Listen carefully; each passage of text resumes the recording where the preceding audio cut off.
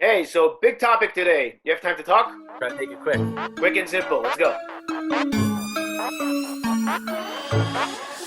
So last week we discussed Melachot winnowing, which is basically when you use a force of nature as part of a Melacha and Shabbos. This week, however, it's time to dive into the Melacha that we probably encounter the most over Shabbos, which is the Melacha of boil, separating, sometimes not even realizing we are actually doing a Melacha. We discussed a little bit in the past about separating different kind of foods, fruits, things that grow on the ground, but boil as a concept is a lot larger than that. So as you said, Tuvia, this is something that we encounter all the time on Shabbos. You're going to be separating all types of different things, your foods, your clothing, dishes, silverware, toys, and we'll have to understand where exactly it applies. Let's start with the basics of boil. What are the basics? So going back to the beginning, as we've talked about, we're discussing the sidura de pas, the process of making bread. And as we talked about last week, there needs to be some level of separation through the wind by tossing the grains up in the air, and that separates the grains from the other shaft that's not needed. The next step is that after you've done all that, now you have a mixture of pebbles and different things with the grain, and that has to be separated, primarily separated by hand. Later, we'll get to the third form of separation, which is sifting, the Melacha merake, that happens after the grain is crushed up. We'll deal with that then. So going back to what we said, Borah is to separate the psoles, the bad parts, the rocks, the pebbles, the stone, from the ochel, from the wheat they are going to turn into flour. Rashi in the Gemara notes that it's also true if you're separating psoles from non-food items. For example, Rashi there is talking about clay, and you could have little stones and pebbles that get mixed in with the clay that have to be separated in the preparation of the clay, and that too would be the Melacha of Borah. Now, so far we've had ochel and psoles, but the Gemara, when describing the Melacha of Borah, also describes it as separating shnei minei ochlin, two types of foods. And Tosfos explained that when you want to separate two foods and you want one of them and don't want the other, that becomes, for you at least, ochel and psoles. The thing that you want is ochel, the thing that you don't want is psoles, and that would also be a problem of separating. Now, whether this latter category applies to non-food items as well is a bit of a discussion. However, the Mishnah Berurah concludes that even for non-food items, where you choose one over the other, but it's not a matter of ochel and psoles or objective psoles, nevertheless, it's still a problem of separating. And we should note, as the Mishnah Berurah says, that this applies outside of the realm of gidulei karka. Here, the Melacha is not limited to things that grow in the ground. The Melacha applies to all forms of separating. Even non-natural items like plastic toys would also be included in the Melacha of Borah. Okay, so those are the basics, but like you said, we encounter this many times. What about your kids eating something and separating the food from them? What about playing cards and separating one card from the others, toys and things like that? So the Gemara tells us that if you meet three conditions, you would not be in violation of Borah. What are those three conditions? The Gemara says that if you separate the ocha from the psoles, you take the food out as opposed to taking out the bad stuff. Number two, you use your hand as opposed to making use of some type of device that will separate the items. And number three, you do it for immediate use. If all three of those conditions are met, then it is permitted. So what the Gemara is telling us is that with all three of these conditions, it is considered in the way of achila or in the way of making use of the items. If you would be taking out the psoles, taking out the bad parts, so now you're involved in the bad, that is borer. If you leave it even for later in the day, the Gemara says that's like separating for storage, and separating for storage is a problem. So it's only when it's for immediate use. And lastly, if you're using a vessel, using some type of cleat that does the separating for you, that would be very similar to the separation that's done for storage. You don't eat that way, and therefore it would be a problem. Pretty extreme. We go from a Melacha min Torah to making it permitted. Well, the Rishonim explain that the Melacha of borer is when you are involved in separating, as opposed to being involved in eating. For example, if you're chewing fish and you have the fish bones in your mouth, you can pull out those fish bones, even though you're separating the bones from the rest of the fish, because that is the way of eating. So once again, we have all three of these conditions, as they say here in Israel. Ochel, biyad with miyad, food in your hand immediately. If all three of those conditions met, then it would be permitted to separate things. Now, obviously, a lot of questions are going through your mind exactly how to apply this, but let's go one step at a time. And what we need to go back to first is to define what is considered a mixture for there even to be a discussion about. So obviously, when you have different items on your table, on one side of the table, you have a cup, and on the other side of the table, you have a plate, it's not a problem to separate out the cup that you don't want on the table right now, and even to put it away for later use. That's not an issue at all. The discussion only starts when we have a mixture, or what's in Hebrew, a ta'aroves. That's when we have to contend with the different criteria to permit it. If it's not mixed, then you can do whatever whatever you want. The Rama discusses a tray or a plate with different types of foods. So the Rama discusses potentially what's considered a mixture. And this is based on one of the great Rishonim, the Trumas Hadeshen. And he says that since we're really playing with fire here, because on the one hand, it could either be Asur Midoraisa, as we said, a Torah prohibition to separate. On the other hand, if it meets the right conditions, it's permitted. So he says we have to be very careful about when to permit things. So therefore, if things are mixed together on a plate, even if you can see the different items, that would still be considered the Melacha of Borah, potentially, and one would have to consider that a mixture, and the only way to permit it is if you meet all three conditions. Now that's a little unclear exactly how to define. The two late great poskim of Bnei Brak, Nissim Karelitz and Shmuel Vosner, both explain that really what we have to go with is what it looks like in people's eyes. If people would look at this plate with different food items as mixed together, then it is a mixture with which there might be a problem of Borah. If people look at it as a dish with completely separate food items and wouldn't look at it as mixed together, then it's okay. Again, that is somewhat subjective, but it does give us a direction in how to approach what is considered a mixture for Borah and what is not considered a mixture. So here are some of the common examples mentioned by the poskim. One, as we noted in the Rama, is the plate with different types of food mixed together. Another is toys. Let's say you have toys sprawled all out over the living room. You don't know what toy is what. That's a group of toys that's mixed together. Likewise, let's say you wash your silverware and now you have a cup holding the knives, the spoons, the forks. It's all mixed together. That would be. And the last example for now is let's say you have clothing sprawled out over the bed. For whatever reason, someone decided to take out all their clothes from their closet and now you want to put it back. That would also be potentially a taroves. Now, the interesting point here is that we're not talking about one thing you want and one thing you don't want. You want both of them. You just want them sorted in their separate places. So this is actually not 100% clear. However, after this question is raised by the Pri Megadim, the Mishnah Berurah says that one should be strict even when separating for later use or what the poskim call sorting. When you sort items, let's say the silverware, for example, it's not that you want one over the other, but you want to take all the mixture of silverware and put each one into its right place. That would be a problem as well. So it's not only taking out one that you want now or later, but it could be even you want both. You just want to sort them into their place. That would also be a problem. One interesting heter that we do find, at least by silverware, Shlomo Auerbach suggests that if you pick up one piece of silverware at a time to dry it, at that moment that you're lifting it, you're not sorting it. You're not separating it from the group for the sake of putting it into its own place. You're picking it up to dry. Now you look at it and you say, hey, this is a knife, put it with the knife. Pick up the next one, dry it. Hey, this is a fork, you put it with the fork. That would be permitted because at the time that you're picking it up, you're not